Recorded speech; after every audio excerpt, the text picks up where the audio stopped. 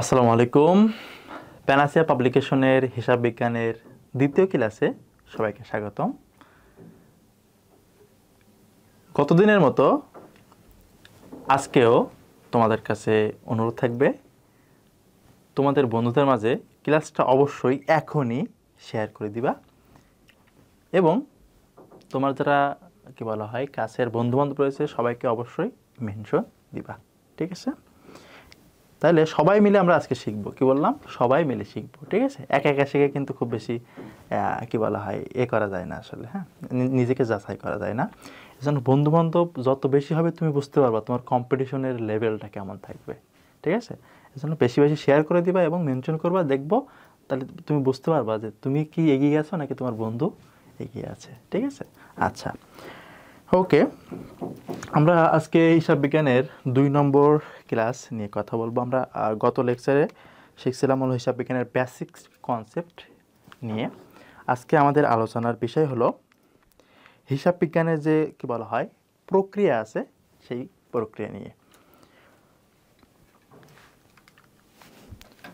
আমরা দেরি না করে আমাদের ক্লাসটা শুরু করি। ক্লাস শুরুর আগে একটা কথা, সেটা হলো আমাদের প্যানাসিয়া পাবলিকেশন কর্তৃক বাজারে একটা তোমাদের যারা জাতীয় বিশ্ববিদ্যালয়ে পরীক্ষা দিবা তোমাদের জন্য কিন্তু একটা কিন্তু বই কিন্তু বের হয়েছে, যেটা এখন পর্যন্ত বাজারে সবথেকে কি বলতো সেরা বই হিসাবে পরিচিত হয়েছে।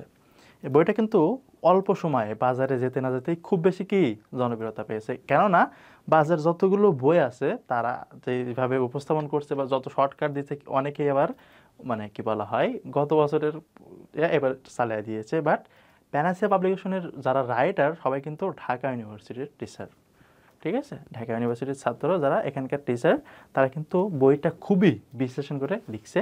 এই বইটা মানে বাজারে তুমি যদি বই কেনো বা কি বলা হয় জাতীয় বিশ্ববিদ্যালয়ের ভালো একটা কলেজে পড়তে চাও তাহলে এই বইটা তুমি কিনো বা না কিনো কেনার আগে একবার উল্টিয়ে দেখো, ওকে? আচ্ছা, তাহলে আমরা আজকে কি বলবো হিসাব বিজ্ঞানের যে চক্র আছে সেটা নিয়ে পড়বো। তাহলে হিসাব বিজ্ঞানের চক্র বা প্রক্রিয়া যেটাকে আমরা বলি সেটা কিন্তু কি বলতো 9টা। আমরা কিন্তু সেই 9-10 থেকে কি বলতো শিখে আসতেছি হিসাব বিজ্ঞানের প্রক্রিয়া, সেটা জাস্ট একটু আমরা সংক্ষিপ্ত আকারে জানার ট্রাই করব, ওকে? তাহলে আমরা জানি কি বলতো কি বলা হয় হিসাব বিজ্ঞানের একেবারে সর্বপ্রথম কাজ কি ছিল? লেনদেন শনাক্তকরণ ও বিশ্লেষণ, তাই না? যে ট্রানজাকশন আইডেন্টিফিকেশন করতে হবে, দেন অ্যানালাইসিস করতে হবে। তারপরের কাজ ছিল কি বলতো এইবার যখন আমরা দেখব একটা ঘটনা অথবা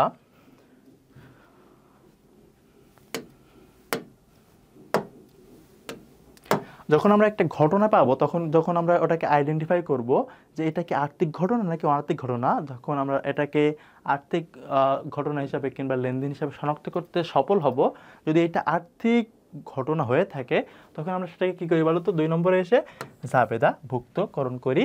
যার আরও একটা নাম আছে, তার আরেকটা নাম কি বলো তো লিপিবদ্ধকরণ। মনে আছে কিনা বলো তো?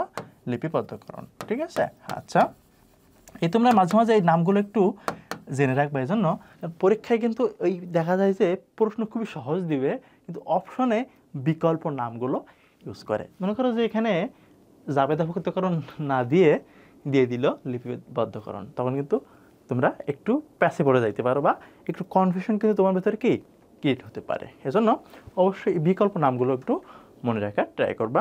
এবার জাবেদা করার পরে জাবেদার যেটা আমরা অন্তর্ভুক্ত করি সেটা থেকে আবার পরে ধাপে গিয়ে প্রস্তুত করি হলো খতিয়ান, যেটার আরও একটা নাম আছে শ্রেণীবদ্ধকরণ। মনে আছে কিনা বলো তো যে আমরা টি ছক এবং চলমান জের ছকে এইচএসসিতে পড়া অবস্থায় কিন্তু প্রস্তুত করতাম, তাই না বলো তো? একটু জাস্ট চোখ বন্ধ করলেই তোমার দেখবা চোখের সামনে সেই চিত্রগুলো ভেসে উঠবে। তাহলে আরেকটা নাম কি বললাম বলো তো এটার? শ্রেণীবদ্ধকরণ, ওকে? দেন আমরা পরবর্তীতে প্রস্তুত করি কি বলতো রেওয়ামিল, যেটা কিন্তু হিসাব বিজ্ঞানের কোনো অংশ নয় বরং কি বলতো তালিকা। কি ছিল বলতো? তালিকা। মনে আছে না বলতো? অর্থাৎ তাহলে আমরা কি শিখলাম? লেনদেন শনাক্ত করতাম প্রথমে, তারপরে সেটাকে যদি আর্থিক ঘটনা হইতো তাহলে জাবেদাতে অন্তর্ভুক্ত করতাম, দেন জাবেদা থেকে পরবর্তীতে খতিয়ান প্রস্তুত করতাম, অতঃপর খতিয়ান থেকে রেওয়ামিল প্রস্তুত করতাম, এবং রেওয়ামিল এজন্য প্রস্তুত করতাম যেন আর্থিক অবস্থার বিবরণীটা সঠিকভাবে প্রস্তুত করতে পারি। অর্থাৎ রেওয়ামিলের জের নিয়ে আমরা আর্থিক অবস্থার বিবরণী কিন্তু প্রস্তুত করে থাকি। ঠিক আছে, এখানে যে ধাপগুলো দেখতেছো আমরা এগুলো সবগুলো দেখব। আমরা একটু কি বলা হয় এই দুটোকে একটু জাস্ট বলবো, কারণ এইগুলো খুব বেশি গুরুত্বপূর্ণ না, বাট এই ধাপ দুটো একটু গুরুত্বপূর্ণ, এই জন্য একটু বলতেছি। কাইন্ডলি যদি সম্ভব হয় নোট নেওয়ার ট্রাই করো।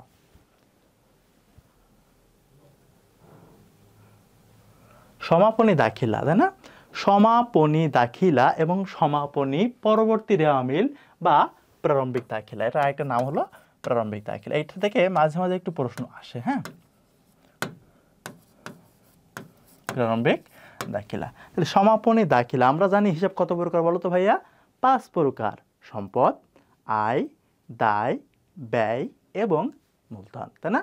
এর মধ্যে আমরা সমীকরণ যেটা জানি এ সমান সমান এল প্লাস ওই, অর্থাৎ আমরা যদি ব্রড আকারে চিন্তা করি তাহলে যদি আমরা কি বলা হয় ছোট আকারে চিন্তা করি তাহলে এখানে সম্পদ, দায় এবং মালিকানা শর্ত পাইতেছি। ঠিক আছে, এই মালিকানা শর্ত, দায় এবং কি বলা হয় ওনার সিকিউরিটি এবং সম্পদ ছাড়া যে হিসাবগুলো আছে, এবং অর্থাৎ আয় এবং ব্যয়, তাই না?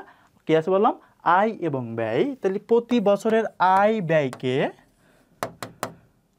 অর্থাৎ মুনাফা জাতীয় যে হিসাবগুলো আছে এইগুলোকে ওই উক্ত বছরেই বন্ধ করে দিতে যেটা করা হয় সেটা হলো সমাপনী দাখিলা। ঠিক আছে, আর এই সম্পদ, দায় এবং মালিকানা শর্তকে পরবর্তী বছর, এই বছরের জেরকে পরবর্তী বছরে স্থানান্তর করার জন্য যেটা করা হয় সেটাকে বলা হয় সমাপনী পরবর্তী রেওয়ামিল অথবা প্রারম্ভিক দাখিলা। আশা করি বুঝতে পারছো। তাহলে কি বললাম? মুনাফা জাতীয় হিসাবকে নির্দিষ্ট বছরে বা হিসাবকালে বন্ধ করার জন্য যেটা করা হয় সেটাকে বলি সমাপনী দাখিলা। আর এই দুইটা বাদে আমাদের যে সম্পদ, দায় এবং মালিকানা শর্তকে পরবর্তী বছর স্থানান্তর করার জন্য যেটা করা হয় সেটাকে কি বললাম? সমাপনী পরবর্তী রেওয়ামিল অথবা প্রারম্ভিক দাখিলা। তাহলে এই দুইটা কিন্তু বললাম একটু গুরুত্বপূর্ণ রয়েছে। এবং আরেকটা বিষয় এখানে একটু মনে রাখতে হবে, আমরা টোটাল হিসাব বিজ্ঞানের যে চক্র বা সার্কেল আছে এই সার্কেলে এই যে টোটাল রেওয়ামিল করে থাকি 3 বার।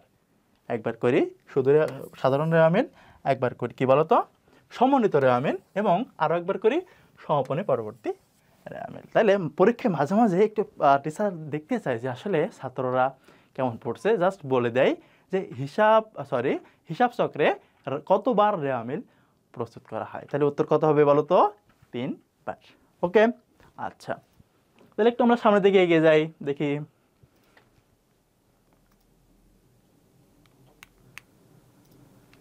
আচ্ছা, তাহলে আমরা যা পড়লাম এখান থেকে আবার গত ক্লাসের উপর বেস্ট যেটা ছিল আমাদের একেবারে বেসিক নলেজ থেকে একটু দেখি, কেন মানুষ পারবো কিন্তু। হ্যাঁ, এখানে কিন্তু ভয় পাওয়ার মতো কিছু নাই, আমরা সবই পারবো, জাস্ট একটু দেখি কে আগে পারে। হ্যাঁ, তাহলে উত্তর করো তো দেখি তোমরা কে পারো।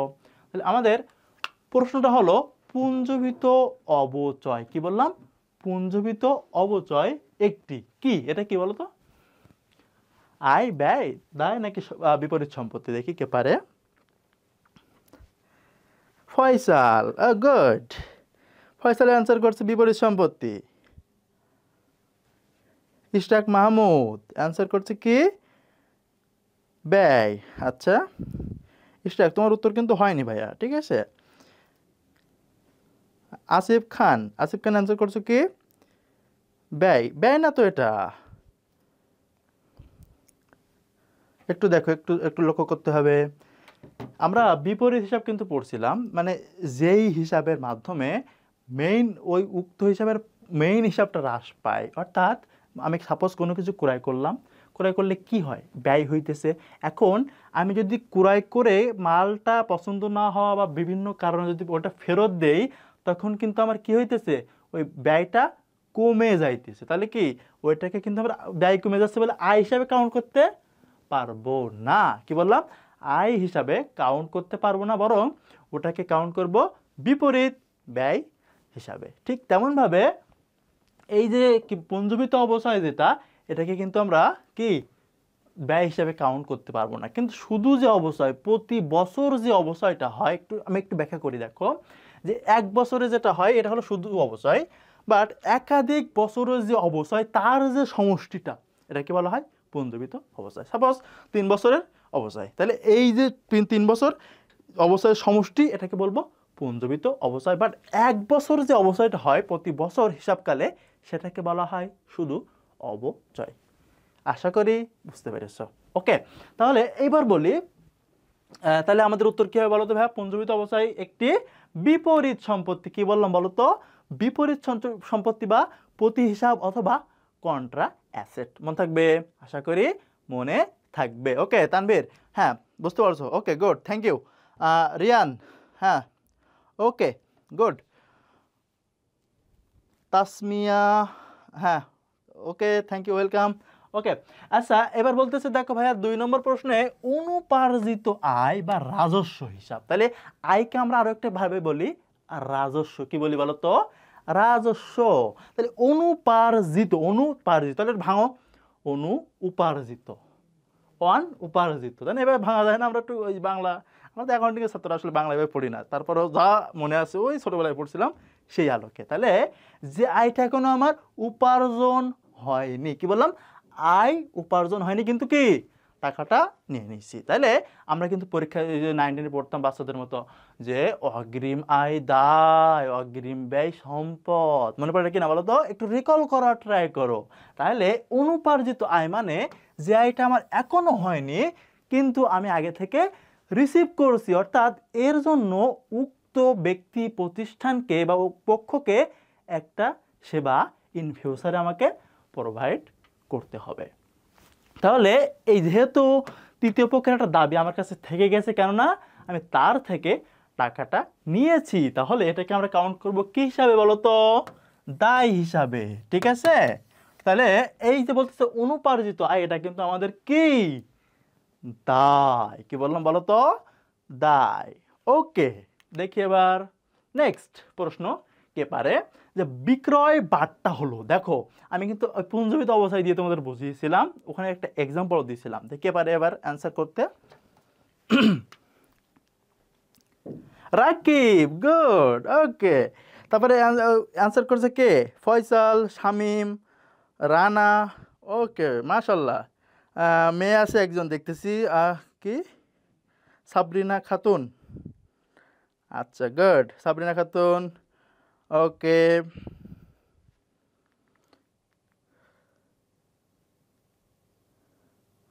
মাইমুনা Islam. Okay thank you. Okay, পারতেছো তোমরা, তাই না? যে আমরা আগেই পড়লাম যে যেহেতু বাট্টার মাধ্যমে মেইন বিক্রয়টা কমে যাচ্ছে, তার মানে কি এটা কি আমরা কিন্তু ব্যয় বলতে পারতেছি না, এটাকে বলতেছি আয় হ্রাস প্রতি হিসাব, যেটাকে আমরা পড়ে বা আগেই বললাম, বা কন্ট্রা কি বলা হয়, রেভিনিউ, তাই না? ওকে, তারপর আমরা আসি নিচের কোনটি হিসাব চক্রের ঐচ্ছিক ধাপ। আমরা পড়তাম ঐচ্ছিক ধাপ মানে যে ধাপটা বা যে কাজটা করলে রেওয়া মিলে, মানে আমাদের কি বলা হয়, করলে ভালো, না করলে সমস্যা নেই, তাই না? নফল নামাজ আমরা বলি না, মুসলমান যারা আমরা কি বলি, নফল নামাজ পড়লে সওয়াব আছে, তবে না পড়লে গুনাহ নেই। ঠিক তেমনভাবে হিসাব চক্রের কয়েকটা ধাপ আছে, যেগুলো যদি প্রস্তুত করি তাহলে আমাদের এটা খসড়া হিসাবে আমাদের মেইন হিসাব প্রস্তুত করতে সহজ হবে, কিন্তু যদি প্রস্তুত না করি তাহলে কিন্তু কোনো সমস্যা নেই। ওকে, তাহলে এখানে কিন্তু বলতেছে কোনটি ঐচ্ছিক ধাপ। আমরা এটা তো মাস্ট বি করাই লাগে, অনুপাত বিশ্লেষণ তো করাই লাগে, এবং আর্থিক বিবরণী তো আমাদের প্রধান উদ্দেশ্য, তাই না? তাহলে এই যে কার্যপত্র ছিল, এটা আমাদের হিসাব চক্রের ঐচ্ছিক ধাপ হিসেবে আমরা পড়ে আসছি। আরও একটা ছিল, বলো তো কে দেখি পারে? এই তো মাইমুনা ইসলাম, বিপরীত দাখিলা, গুড। তারপর লিখছো কি? শামিম লিখছো যে বিপরীত দাখিলা। তারপরে লিখছো রানা, রেওয়ামিল। ভাই রেওয়ামিল যখন আমাদের এক সময় হ্যাঁ, এটা কিন্তু শামীম কিন্তু পড়ছে, একটি বিশ্লেষণ ভিত্তিক পড়ছে, যেহেতু তোমরা আগেই উত্তর বলে দিছো। ও বলতেছে যে রেওয়ামিল অনস আপন এ টাইম এটাকে ঐশিক ধরা হইতো, কিন্তু আধুনিক হিসাব বিজ্ঞানে এটাকে ঐশিক হিসাবে কাউন্ট করা হয় না। ঠিক আছে, ওকে। তাহলে আমরা পরবর্তী প্রশ্নে যাব, দেখি। আচ্ছা, ওকে, তাহলে আমরা কিন্তু পেয়ে গেলাম উত্তর কার্যপত্র। এবার আমরা নেক্সট টপিকে যাব, জাবেদা এবং খতিয়ান নিয়ে, তাই না? তাহলে আমরা জাস্ট এখানে আলটিমেটলি এই থিওরি মিউরি আমাদের পরীক্ষায় পড়বে না, হ্যাঁ, জাস্ট একটু রিকল করবো। আমরা কিন্তু সবই পড়ে আসছি, সবই জানি, সেই 9-10 থেকে ম্যাম বগর বগর করে, স্যার বগর বগর করে আমরা শুনে আসতেছি, রেয়ামিল জাবেদা খতিয়ান এটা কিন্তু শুনে আসতেছি। বাট আবার তো জাস্ট যেহেতু সামনে পরীক্ষা, একটু রিকল করার ট্রাই করতেছি। তাহলে দেখো, জার্নাল বা জাবেদা বলতেছে কোনো ব্যবসায়িক প্রতিষ্ঠানের প্রতিদিন সংগঠিত লেনদেন সমূহকে চিহ্নিত করে রেগুলার যে লেনদেন হইতেছে সেটা কি আইডেন্টিফাই, তাই না? যে আমাদের এই কথাটি কিন্তু এগেইন এন্ড এগেইন আসতেছে। ঠিক আছে, দুই তরফা দাখিলা পদ্ধতি, তাই না? আগেই বলছিলাম যে দুই তরফা দাখিলা পদ্ধতির যে লোকা প্যাসিওলি 1494 সালে দুই তরফা দাখিলা পদ্ধতি আবিষ্কার করেছিলেন। ওই পদ্ধতিতে কিন্তু ডেবিট ক্রেডিট বিশ্লেষণ করে তারিখের ক্রমানুসারে যে প্রাথমিক বইতে লিপিবদ্ধ করা হয় তাকে কি বলা হয়? জাবেদা। জাবেদা অর্থাৎ, তাহলে আমরা এখানে কি বুঝলাম? এটা হলো একটা হিসাবের প্রাথমিক বই। এখানে ফলো করা হয় কোনটি? দুই তরফা দাখিলা পদ্ধতি, যেটাকে বলা হয় হিসাব বিজ্ঞানের মূল ভিত্তি, নট মূল উপাদান। তোমরা কিন্তু দুইটা বিষয় একটু গুলিয়ে ফেলো যে হিসাব বিজ্ঞানের মূল ভিত্তি কোনটি এবং মূল উপাদান কোনটি। হিসাব বিজ্ঞানে মাস্ট বি মনে রাখতে হবে, মূল ভিত্তি যখন বলবে তখন বলবা দুই তরফা দাখিলা পদ্ধতি, এবং যখন বলবে কি মূল উপাদান কাঁচামাল কোনটি তখন বলবা কি বলো তো? তখন বলবা লেনদেন। মন থাকবে? আশা করি মন থাকবে। ওকে,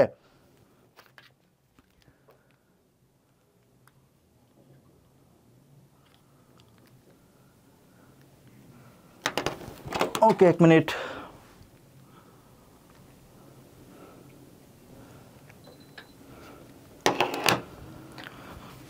ওকে, তাহলে আমরা একটু যাব। তাহলে আমরা বলছিলাম, আমি আগে একটা কথা বলছিলাম যে জাবেদাকে আরো একটা কথা বলা হয় লিপিবদ্ধকরণ। সেখানে বলতেছে, দেখো ভাইয়া, জাবেদা হিসাব প্রক্রিয়ার লিপিবদ্ধকরণের কাজ করে। কিসের কাজ করে? লিপিবদ্ধকরণের কাজ করে। ছোটবেলায় পড়ে আসতাম লিপি মানে লেখা, তাই না? বদ্ধ মানে আবদ্ধ, এইভাবে পড়তাম, এই সেই আর কি। হ্যাঁ, তাহলে লিপিবদ্ধকরণের কাজ কে করে? জাবেদা করে। ঠিক আছে, আচ্ছা, নেক্সট একটু যাব, জাবেদা বইয়ের বিভিন্ন নাম। ঠিক আছে, এই যে দেখো দেওয়া আছে প্রাথমিক বই, দাখিলা। ঠিক আছে, একটা একটা বিষয় একটু বলে দিব, একটু নোটিস করো কাইন্ডলি। বই মানে জাবেদা, দাখিলা মানে জাবেদা, হিসাব মানে খতিয়ান। কি বললাম? এইটা কিন্তু আমরা মাঝে মাঝে গুলিয়ে ফেলি। ক্রয় হিসাব যখন বলে তখন কিন্তু আমরা অনেকে মনে করি এটা আসলে কি বলতেছে, খতিয়ান কথা বলতেছে নাকি জাবেদার কথা বলতেছে। যখন থাকবে হিসাব, যার শেষে হিসাব থাকবে বুঝবো তার ওপরে খতিয়ানের কথা বলতেছে। আর যার শেষে বহি কিংবা দাখিলা কথাটি উল্লেখ থাকবে তখন আমরা বুঝবো সেটা আমাদের জাবেদা করতে বলতেছে। এই দুটো কিন্তু মাস্ট বি মনে রাখতে হবে তোমাদের, মাস্ট বি। ঠিক আছে, বহি এবং হিসাব কিন্তু কখনোই মিশ্রণ করা যাবে না। ওকে, তাহলে তারপরে বলতে দেখো, দৈনন্দিন দাখিলা যেহেতু রেগুলার, যে প্রতিদিন দৈনন্দিন যে ট্রানজাকশনগুলো সংগঠিত হচ্ছে সেগুলোর উপর যেহেতু ভিত্তি করে এই বইটা প্রস্তুত করা হয়, তাই একে বলা হয় দৈনন্দিন দাখিলার বই। ওকে, ডে অ্যাকাউন্ট বুক। এইবার আসি গুরুত্বপূর্ণ একটা টপিক নিয়ে, সেটা বলতেছে কি জাবেদার তো বিভিন্ন নাম আছে। হ্যাঁ, এই যে দেখো, ক্রয় জাবেদা, বিক্রয় জাবেদা, ক্রয় ফেরত জাবেদা, বিক্রয় ফেরত জাবেদা, নগদ প্রাপ্তি জাবেদা, প্রদান জাবেদা, হাবি জাবি সব আছে। একটা কথা বলবো, একটা করে জাবেদা শেষ। এখানে এই যে অনেক কিছু লেখা আছে, হাবি জাবি আছে, আমরা আপাতত না থাকাই জাস্ট একটু বলি, তুমি একটু মনোযোগ দাও। রেড সবাই কাপাতে হবে কিন্তু, ঠিক আছে? আচ্ছা, ওকে, তাহলে এবার বলতেছে ক্রয় জাবেদা। কি বললাম? ক্রয় জাবেদা, নট হিসাব। ক্রয় জাবেদা, ক্রয় দাখিলা, ক্রয় বই, একই কথা। তাহলে যখন বাকিতে পূর্ণ ক্রয় করব তখন সেটাকে বলবো ক্রয় জাবেদায় মানে পাঠ। ঠিক আছে, অর্থাৎ কি বললাম, যখন কোনো কিছু মানে পূর্ণ বাকিতে ক্রয় করব তখন সেটা কোথায় যাবে, ক্রয় জাবেদায়।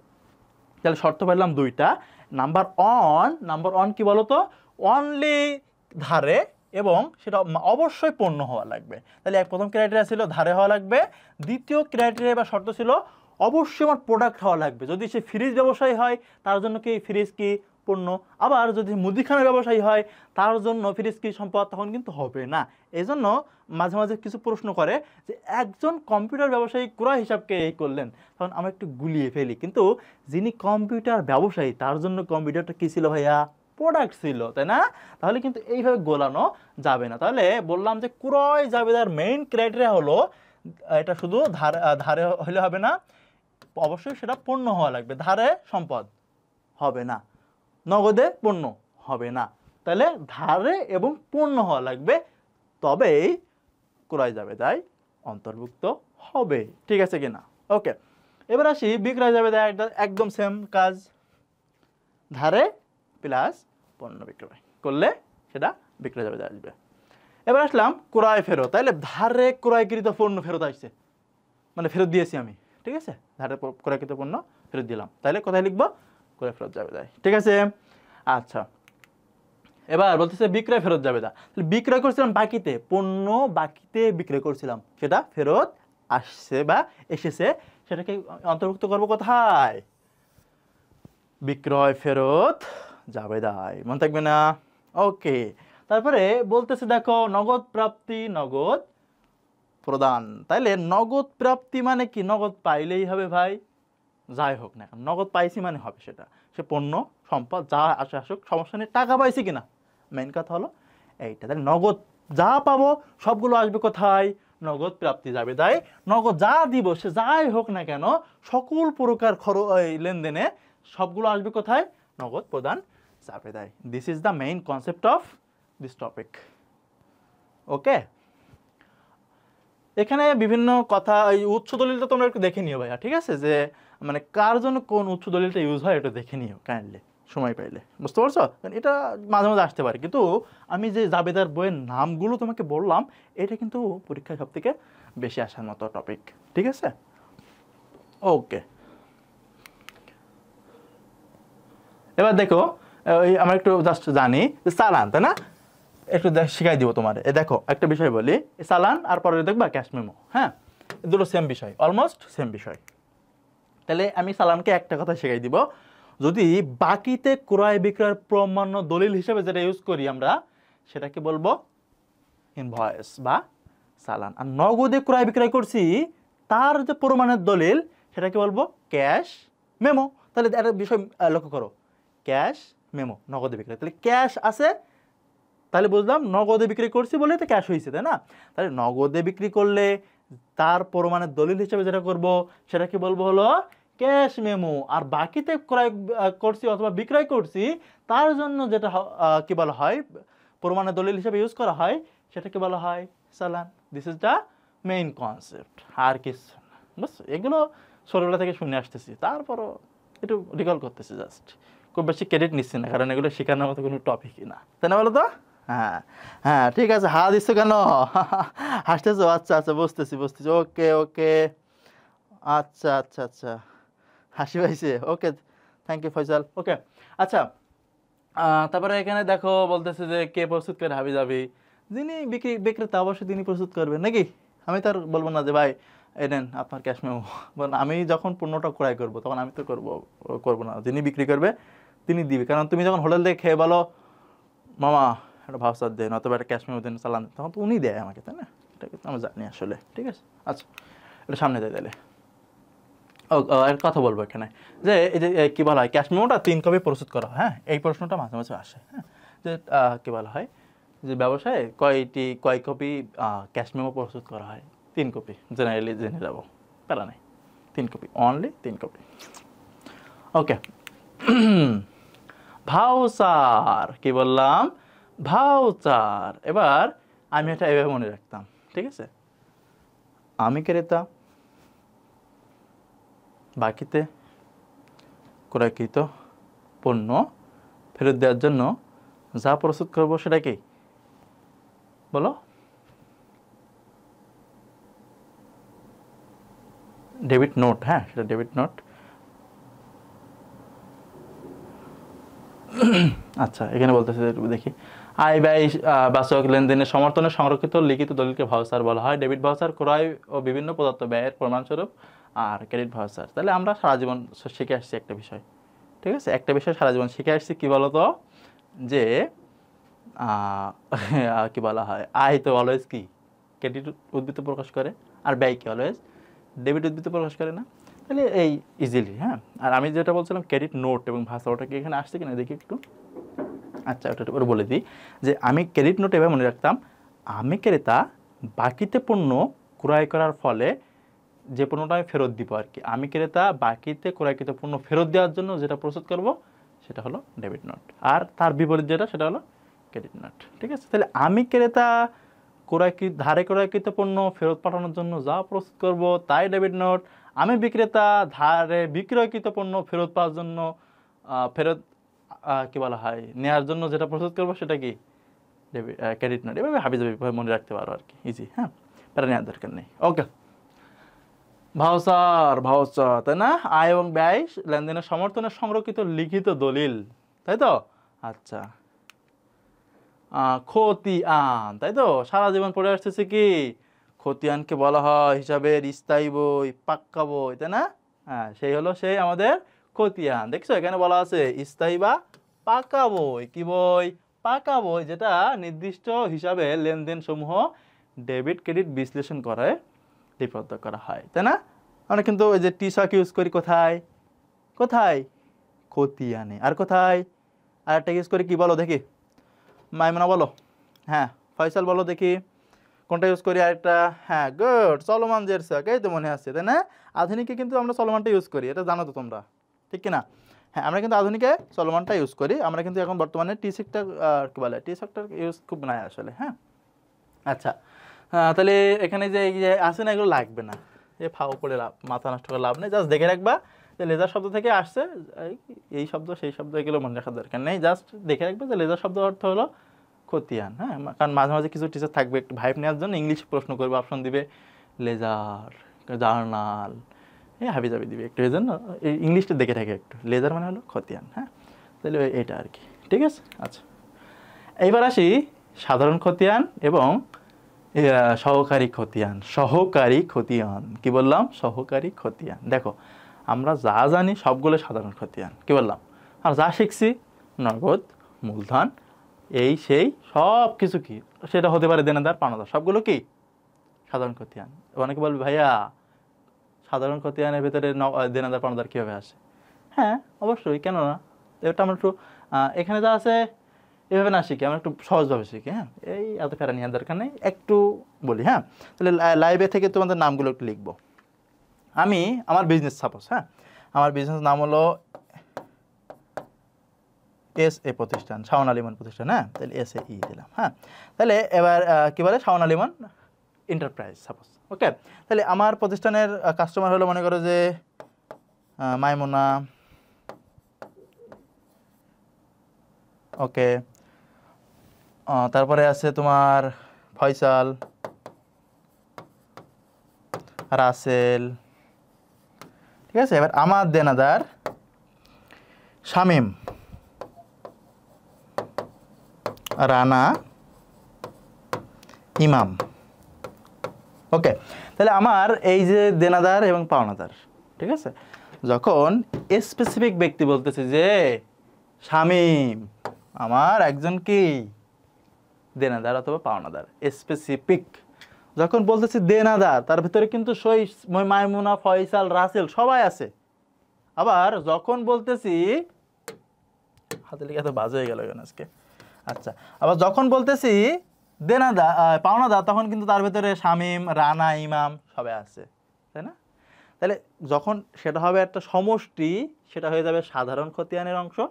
আর যখন specific, only Rana, only Shamim, only Maimuna, only Imam, তখন হয়ে যাবে সহকারী খতিয়ান। তাহলে কি বুঝলাম? স্বতন্ত্র, আরেকটা হলো সমষ্টি। ক্লিয়ার কিনা?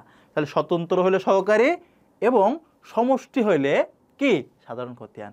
আর এই এই এই দুটো কিন্তু অনলি দেনাদার পাওনাদারের সাথেই যাবে, এটা কিন্তু মাথায় রাখতে হবে। দেনাদার এবং পাওনাদারের সাথে যাবে আর কি। আমরা এটা ছকের মাধ্যমে দেখবো। হ্যাঁ, আচ্ছা, এই দেখো এখানে বলা আছে যে পাওনাদারদের জন্য পৃথক পৃথক, তাই না, মানে একদম স্বতন্ত্র। ঠিক আছে, এখানে কিন্তু ইয়ে হবে না, একদম স্বতন্ত্র থাকা লাগবে, গুচ্ছ হতে পারবে না, এটা সমষ্টি হতে পারবে না, অবশ্যই স্বতন্ত্র স্বতন্ত্র, তাই তো হওয়া লাগবে, মাস্ট বি, নেভার সমষ্টি হওয়া যাবে না। ঠিক আছে, আচ্ছা, এবার এখানে বলছে দেনাদারের জন্য পৃথক পৃথক, এটা আর কি। ঠিক আছে, আচ্ছা, তাহলে একটা বিষয় বললাম কি, এইটা হলো মানে এই যে পৃথকগুলো কি সাধারণ খতিয়ান, আর এই যে সমষ্টি যেটা দেনাদার হিসাবের সমষ্টি যেটা, সেটা কি সাধারণ খতিয়ান বা লেজার।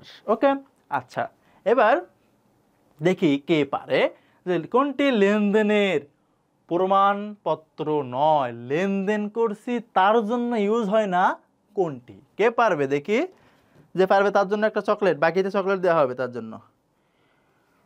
হুমায়ুন কবির, ওকে, বলছো letter of credit, good. Saifuddin বলছো যে লেটার অফ ক্রেডিট, বাহ, সবাই তো পারো তোমরা।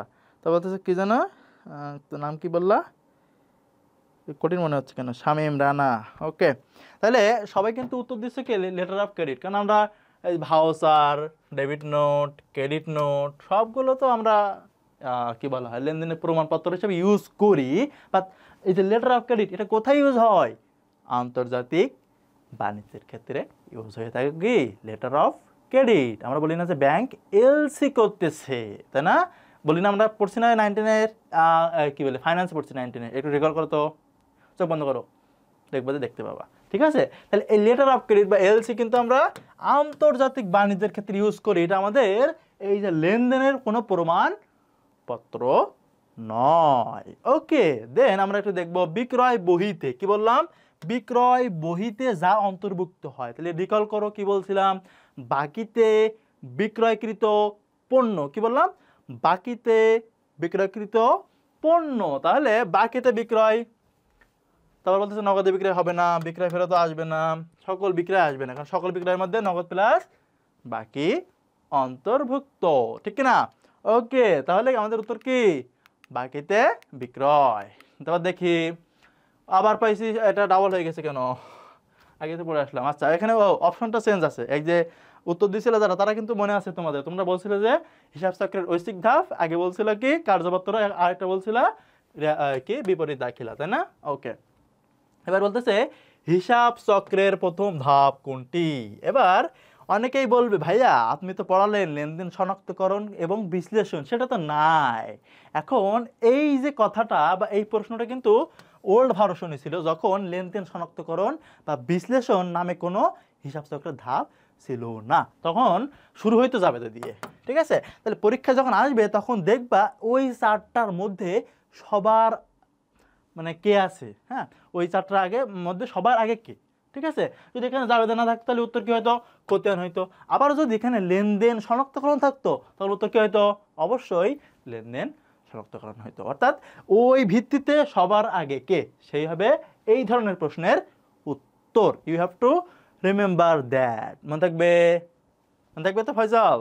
না থাকলে কিন্তু মারিতে হবে। ওকে, তাহলে আমরা উত্তর পেয়ে গেলাম কিন্তু।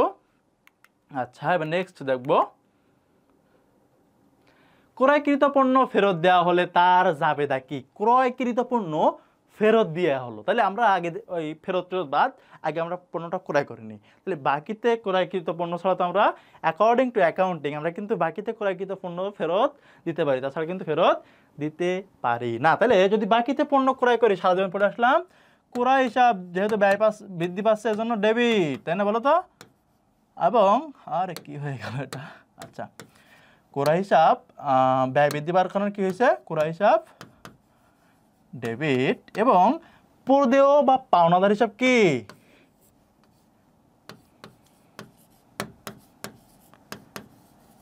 ক্রেডিট, তাই না? ছোটবেলা থেকে পড়ে আসলাম। এবার এখন বলতেছে কি ক্রয়কৃত পণ্য ফেরত দেওয়া হলে তার জাবেদা কি, তাই না? তাহলে এটা বলতেছে ক্রয়কৃত পণ্য ফেরত দিয়েছি, তাহলে পাওনাদার অবশ্যই কি হলো, দায় হ্রাস পাইছে। দায় হ্রাস পাইলে কি হয় ভাইয়া বলো তো, 9-10 পড়ছিলা, ডেবিট হয়। আর ক্রয়কৃত পণ্য যদি ফেরত দিয়েছি অর্থাৎ ব্যয় কি বিপরীত, এটা কি বলো তো, বিপরীত ব্যয় না? কি বলছিলাম একটু আগে, ওই যে কন্ট্রায়েন্ট হিসাবের কথা বলছিলাম না, তখন কিন্তু বলছি এটা। হ্যাঁ, তাহলে যদি ক্রয় ফেরত দেয় তাহলে আমাদের ব্যয়টা কি হ্রাস পায়, তো ক্রয় ফেরত ব্যয় হ্রাস পাইলে কি হয় ভাইয়া, ক্রেডিট হয়, তাই না? তাহলে আমাদের এটা দেখি উত্তর কি হবে, পদ হিসাব ডেবিট আছে কোথাও, পদ হিসাব ডেবিট, ক্রয় ফেরত হিসাব ক্রেডিট, আমরা কিন্তু উত্তর পেয়ে গেছি কোথায়, সিতে, তাই না? ওকে, তারপরে যাব নেক্সট প্রশ্নে।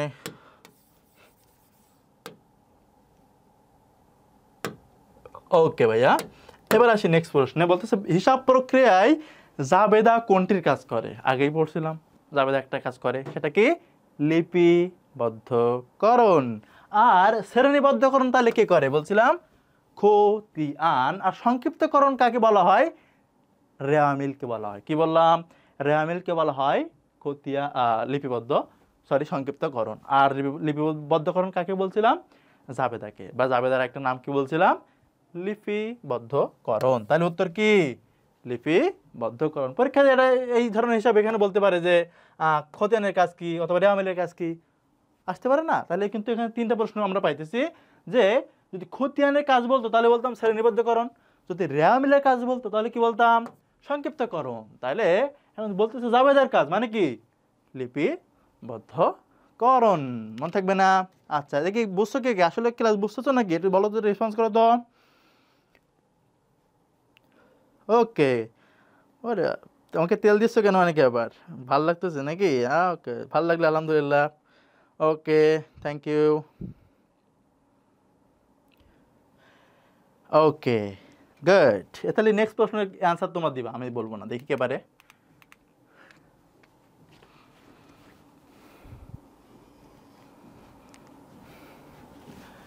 হিসাব বিজ্ঞান প্রক্রিয়ার সঠিক ক্রম কোনটি? আমি আগে বললাম যে সিরিয়াল ধরে করতে হবে, করবা। অ্যান্সার করছো শামিম এ, অ্যান্সার করছো রাফিউল নাকি, হ্যাঁ রাফি, ও সিবগাতুল্লাহ, হ্যাঁ সিবগাতুল্লাহ, রাফি কি, রাফিউ, রাফিউ, হ্যাঁ রাফিউ অ্যান্সার করছো। আচ্ছা এ, আচ্ছা গুড। তাহলে তোমরা তো সবাই পারো আসলে, দেখছো? আচ্ছা, তাহলে আসলে সবাই উত্তর করতেছে কি এ, তাই না? একটা হিসাব প্রক্রিয়া দেখো, লেনদেন, উচ্চ তালিকা, জাবেদা, খতিয়ান, রেওয়ামিল, সিরিয়ালটা মেনটেন করলেই শেষ। তারপরে আসি, এইবার দেখি ম্যাথটা কে সবার আগে পারে। বলতেছে নগদ ক্রয় করলাম 10,000 টাকা, ধারে ক্রয় করলাম কত, 50,000 টাকা, কারবারি বাট্টা 10%, প্যাকিং খরচ 500 টাকা, কত টাকা, 500 টাকা, বিমা খরচ 1000 বা 1000 টাকা মাত্র, এবং পরিবহন খরচ 2000 টাকা। এবার প্রশ্নটা কি তাহলে, ক্রয় বহিতে কত টাকা লিখতে হবে, ক্রয় বহিতে কত টাকা লিখতে হবে দেখবো। সবার আগে যে অ্যান্সার করতে পারবে তার জন্য থাকবে মোবাইল রিচার্জ, 5 টাকা মোবাইল রিচার্জ থাকবে তার জন্য। দেখা যাক, একজন অ্যান্সার করছো 52,500। না না না না, মায়ের হবে, এভাবে অ্যান্সার করলে মায়ের হবে। ক্রয় বইয়ের কথা বলছে এখানে, এই লাইনটা তুমি একটু দেখো না, একটু আইডেন্টিফাই করো এই লাইনটা, ক্রয় বই, তাহলে তো বলবো না। ক্রয় বইয়ের কথা মনে থাকলে কি বলবা, এগুলো এরকম করলে হবে?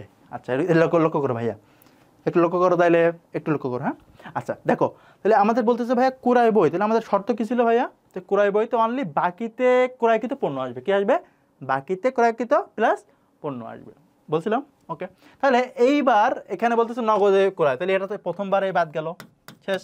ধারে ক্রয় করছি কত, 50,000 টাকা।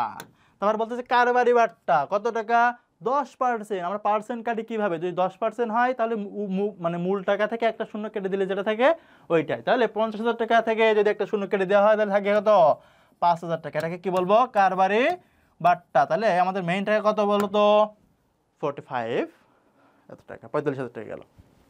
এবার বলতেছে দেখো প্যাকিং খরচ 500 টাকা, বিমা খরচ 1,000 টাকা, পরিবহন খরচ 2,000 টাকা। এটাকে তুমি দিবা, দিবা না? কিন্তু আমরা যে দোকান থেকে মালটা ক্রয় করি, আমরা একটা মার্কেটিং একটা টার্ম পড়ি যে যতটা মানে মানুষের হাত যত বেশি বদল হয় পণ্যের দাম তত কি বাড়তে থাকে, কারণ এই তখন কিন্তু এই যে প্রোডাক্টের মান কিন্তু বাড়ে না, আবার কি প্রোডাক্ট কিন্তু মানে মেইন দাম বাড়ে না, প্রোডাক্টের দাম বাড়ার মেইন কারণ থাকে এইগুলো, এই যে বিমা খরচ, পরিবহন খরচ, এগুলো। হ্যাঁ, তাহলে ওইটা কিন্তু ওই নিজের গাড়ি থেকে দিবে না, বরং পণ্যের সাথে যুক্ত করে তারপরে কি করবে বলো তো, পণ্যের সাথে যুক্ত করে তারপর কি করবে, পণ্যের মূল্যটা নির্ধারণ করবে। ঠিক আছে, তাহলে যেহেতু 45,000 টাকা হয়েছে, তারপরে বলতেছে প্যাকিং খরচ কত, 500 টাকা। কত টাকা, 500 টাকা। তাহলে কত হলো, 45,500। কত হলো বলো তো, কত হলো বললাম, 45,500।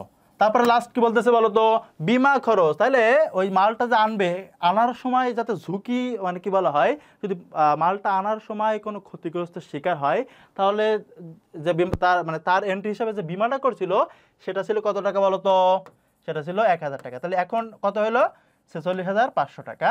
এবং সর্বশেষ বলতেছে ওইটা আনয়নের জন্য যে পরিবহন ব্যয়টা, সেটা কি কত টাকা ছিল, 2,000 টাকা। তাহলে কত হলো, 46,000 আর 2,000 কত হয়, 48,500। আমাদের অপশন কোথায় আছে দেখি, 48,500। তাহলে 10,000 কেন আসলো না বুঝতে পারছো কিনা?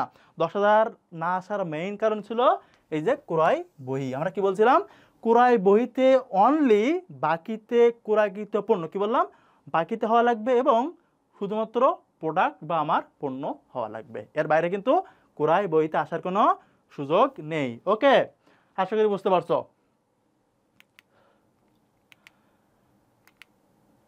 লাস্ট দুইটা প্রশ্ন আছে আমাদের, সেটা হলো এক বলতেছে কি বলতো, 9 নম্বরে, পুরাতন আসবাবপত্র 2,000 টাকা ধারে বিক্রয় করা হলো, যে বহিতে লিপিবদ্ধ করতে হবে। কি এবার দেখি কে পারে এটা, আগের প্রশ্নটা কিন্তু আমি করে দিয়েছি, এটা কিন্তু তোমাকে পারতে হবে। দেখি কে পারে সবার আগে।